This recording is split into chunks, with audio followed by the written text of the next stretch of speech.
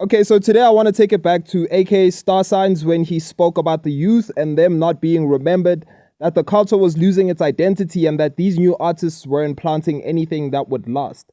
And at that same time period, Shane Eagle was obviously coming up, quiet, focused, detached from the trends, building something that honestly didn't make sense at the time to the mainstream. But fast forward to now, with the release of his new project, Never Meet Your Heroes, Shane didn't just prove something, he answered something.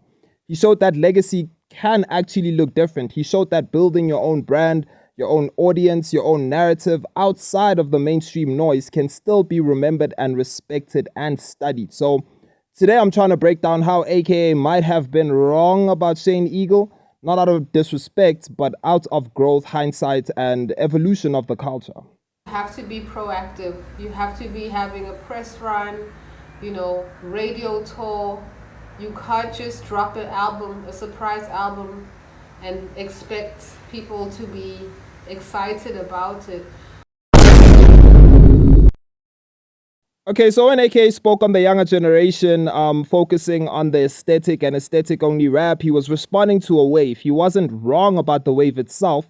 There was really a moment where clout overshadowed the craft, where capturing attention mattered more than the message. His concern was legacy.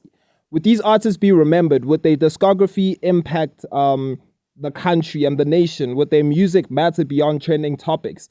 Most artists from that wave didn't make it past 2 summers. They're gone. They're quiet. The music didn't last. So on paper, AKA was right. But here's where Shane Eagle stands out. Shane was never in that wave. He, came from a poetry style of writing, a backpack rap pedigree, battle ready, emotional penmanship. Even when he dropped Yellow, it wasn't designed to trend. It was designed to stay. Shane didn't, chase mainstream acceptance. He chased his own personal legend, and that alone changes everything. So Shane actually found a market that belongs to him alone. Shane did something most artists never do in South Africa. He identified a niche and committed to it completely. He didn't try to, be the hottest in the clubs. He didn't try to dominate radio. He didn't try to make TikTok music. He made soul rap in a digital era. He made introspective, cinematic, traveling through your mind music.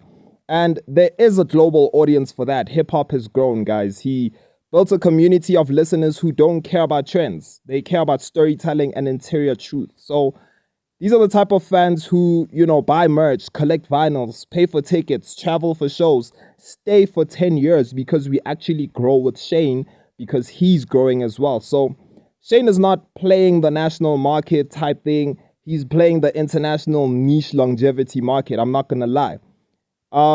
That's the same playbook obviously used by Isaiah Rashad, Mick Jenkins, Saba, Earl Sweatshirt, and these guys don't need number one hits. Their discography is their identity. So no, Shane won't ever be national the same way AKA was, but that does not mean he won't be remembered. He will be remembered by the people who study the culture, not just consume it.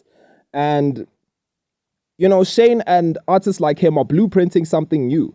The freedom of future South African rappers to not chase the mainstream to survive.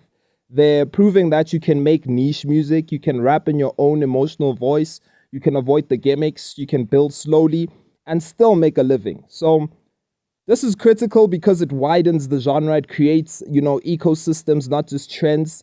It lets the next generation actually breathe. And AKA was a king of the national stage. But Shane is the king of the internal stage, bro. Both are needed for the culture to grow. And you see, for me, the Never Meet Your Heroes analysis, right?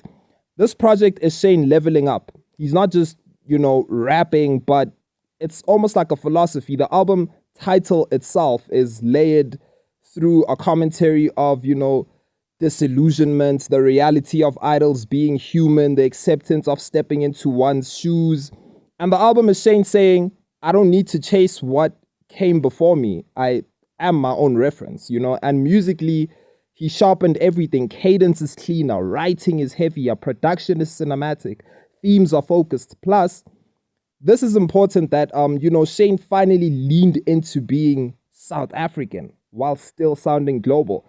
I mean, there's lines like, he thought that Tupac was from Aldos because of the violence. There's a line where he speaks about him being colored here in South Africa.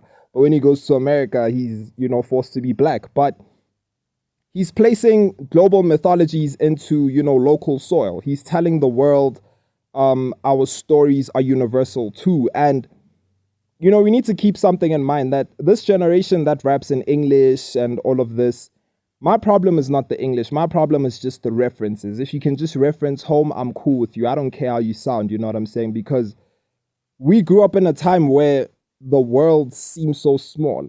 It feels like we can communicate, and it feels like we stay miles apart from each other, but it really feels like we can connect as in like someone who stays next door or something. So I don't blame our generation for, being hooked onto the international scene, but I want people to stop looking at that as running from our identity, because I really feel like that's creating a new identity for this new generation. And for years, the conversation has always been Nasty C, A Reese, and Shane Eagle. Then Shane actually stepped back, not because he fell off, but because he was building foundation, infrastructure, independence, and introspection. Now, with Never Meet Your Heroes, Shane has reclaimed his seat on the table.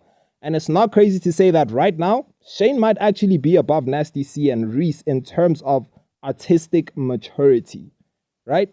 Artistic maturity is what Shane has. Nasty is in the global crossover era, obviously, but obviously he's back home, and Reese is in his constant showcase pen play era. Both are elites, but Shane is in his identity final form era, bruv.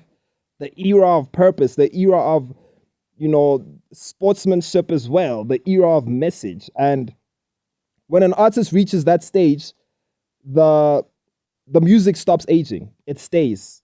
That it's almost like a legacy. So was AKA wrong? Not entirely. He was speaking from his perspective and era, but Shane Eagle is the exception to that rule. He is proof that you can be alternative and actually still be great. You can avoid mainstream validation and still matter. You can create for depth, not virality, and still stand amongst the giants. Shane Eagle isn't trying to be the face of the culture. He's trying to be the soul of it. You know what I'm saying? And sometimes the soul lasts longer than the spotlight. And yeah, you guys let me know how you guys feel about Shane Eagle's latest project. This is not an official breakdown because I still need to digest everything. I can't just break down everything immediately, but let me know what you guys think, and peace. And the guy said some things that I feel like were short. He came out and said, I'm full of gratitude in a different altitude. I never dropped in the same week because I don't compare to dudes. Insulting them, calling them dudes. Your two favorite rappers could not have matched me even if they fused. I think this was meant to be could not have matched me even if they fused.